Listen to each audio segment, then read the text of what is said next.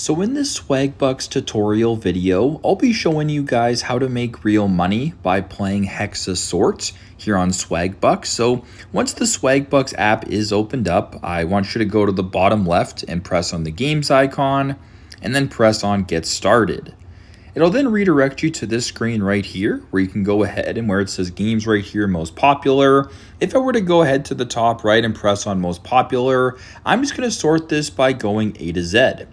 Now, once you're here, you can actually scroll down to where we're looking for H right here. So a Hexa Sort right here, earn up to 10,305 Swagbucks. And how you can exactly do that is first and foremost, you got to press on it and then you have to download the app. So go to where it says get now, press on get now. Then once you guys are playing the game Hexa Sort, simply just complete levels to earn Swagbucks. And the more levels that you complete, the more Swagbucks that you'll earn. And after, a certain amount of time, if you've accumulated enough Swagbucks, you can then cash those in for gift cards and or real money. So pretty simple, pretty straightforward. That's how you guys can make real money by playing Hexa Sort here on Swagbucks. Thanks again for watching, and I hope this video helps.